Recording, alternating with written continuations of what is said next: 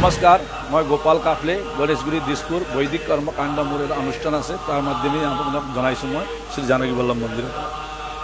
এই মাহ আপোনাৰ গুৰু পূৰ্ণিমাৰ পৰা আৰম্ভ কৰি আজি আমি এই শাওণ মাহৰ কিছুদিন শেষ বাচিছে। এইকেইদিনৰ ভিতৰত আমাৰ ভাৰতীয় পঞ্জিকা অনুসৰি পূৰ্ণিমাত ৰাখি পূৰ্ণিমাৰ দিনা শাওণ মাহ শেষ হ'ব। তথাপিও আমাৰ উত্তৰ পূৰ্বাঞ্চলত সূৰ্যমান আৰু চন্দ্ৰমানৰ কথা আছে। সূৰ্যমানত যে শাওণ মাহ 16 বা 17 তাৰিখে শেষ হ'ব।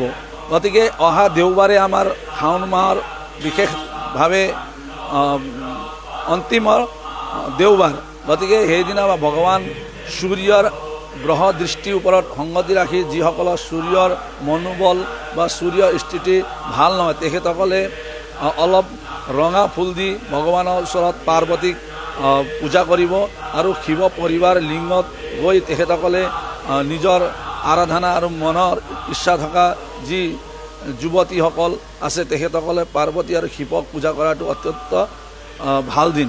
আৰু বিশেষভাৱে শাওণ মাহত অহা ৰবিবাৰে আমি অনাৰৰ ৰসেদি যেতিয়া শিৱলিংগত আমি শিৱলিংগৰ ওপৰত অভিষেক কৰোঁ, ৰুদ্ৰাভিষেক, তেতিয়া আমি বিভিন্ন আমাৰ শৰীৰত থকা ব্লাড যেনেকৈ কমি যায়, তেনে ভগৱান বাবা দেৱাদিদেৱ মহাদেৱক এই অনাৰ যিটো ৰঙা ৰসেদি আমি অভিষেক কৰোঁ, তেতিয়াও তেওঁ ভাল এটা চিকিৎসা পাব বুলি আমাক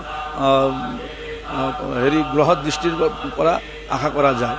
আৰু বৈদিক মন্ত্ৰৰ দ্বাৰা আমাৰ কৃষ্ণেন ৰজসা বৰ্তমানো নিবেশয়েন মৰ্তঞ্চ হিৰণ্যেন সবিতা ৰথেন দেৱ জাতি ভুৱনানি পশ, এই মন্ত্ৰটো আমাৰ এতিয়া চলি আছে।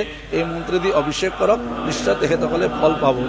আৰু প্ৰত্যেক সোমবাৰ বুলি নহয়, শাওণ মাহত প্ৰতিদিনেই বাবা শিৱৰ দিন। গতিকে কিছুমানে ভাবে সোমবাৰ বা কিবা তিথি চাব লাগে বা কিবা দিন ভাল বুলি নহয়, তেখেতসকলে নিজৰ সুবিধা অনুযায়ী এটা সময়ত পূজা কৰিলে নিশ্চয় তেখেতসকলৰ মনোকামনা পৰিপূৰ্ণ হ'ব। আমাৰ এতিয়া চলি আছে কালসৰ্প দোষ পূজা আৰু মাংগলিক দোষ আৰু মহামৃত্যুঞ্জয় কিছুদিনৰ পিছত চলিব।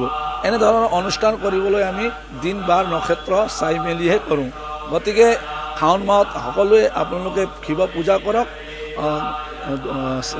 দুধ, দৈ, চেনি, মৌ, ঘি এনেকুৱা বিভিন্ন ধৰণৰ 5টা সামগ্ৰী মিলাওক। প্ৰথমতে গাখীৰে স্নান কৰক, তাৰপিছতে আপুনি দৈ, আকৌ জল, আকৌ ঘি, আকৌ জল, আকৌ মৌ, আকৌ জল, আকৌ চেনি, আকৌ জল, আকৌ পঞ্চামৃত, এই 5টা বস্তু খেকুৱা মিলাই পেলাই আপুনি শিৱক স্নান কৰাব। আপোনাৰ বিবাহ আদি ক্ষেত্ৰত বাধা আহিছে বা নিজৰ এটা মন পচন্দৰ ইচ্ছা পৰিপূৰ্ণ হোৱা নাই, বয়স গৈ আছে, আমি এই বিবাহখিনি কৰিব নিজৰ যুৱতীসকলৰ কাৰণে কৈছোঁ, বিবাহ সোনকালে হ'ব বুলি শাস্ত্ৰত লিখা আছে। আৰু 16টা সোমবাৰ যি কন্যাই এতিয়া সময় অনুযায়ী বিয়া পাতিবৰ কাৰণে বৰ পোৱা নাই, তেখেতসকলে আমাৰ হিন্দু ধৰ্মৰ বিশ্বাস আছে শিৱ আৰু পাৰ্বতীৰ কেনেধৰণৰ প্ৰেম হৈছিল এইটো সকলোৱে জানে। ইয়াত বিষয়ে নোযোৱাকৈ মই তেখেতসকলক কৈছোঁ, 16টা সোমবাৰে প্ৰথমতে আহিব মন্দিৰৰ শিৱলিংগৰ ওচৰত গণেশ পাৰ্বতী আৰু কাৰ্তিকজীক পূজা কৰিব। তাৰপিছতে পাৰ্বতী আৰু শিৱৰ লগত এটা ৰছী বা সূতা, ৰঙা সূতা বান্ধি পেলাই গণেশৰ লিংক কৰি দিব। আৰু পাৰ্বতী আৰু শিৱলিংগত চাকি, ধূপ, ঘি, দৈ, মধু 16টা বস্তু যোগাৰ কৰিব। 16টা সকলো ধূপ, 16টা পাণ তামোল, 16টা লং ইলাচি আৰু লগুণ আৰু কাপোৰৰ বস্ত্ৰখিনি দি পেলাই প্ৰত্যেক সোমবাৰে 16টা সোমবাৰে ব্ৰত ৰাখিলে এইটো প্ৰতিকাৰ এটা পোৱা যায়। গতিকে এইটো নহয়। আৰু বৃহস্পতিবাৰে যিসকলৰ দুখ আছে মাংগলিক, তেখেতসকলে বৃহস্পতিবাৰে ভালদৰে কলগছত পূজা কৰিলেও এইটো প্ৰতিকাৰ কৰা যায়। নোৱাৰিলে গছৰ লগত বিয়া পাতিব লাগিব, কলগছত।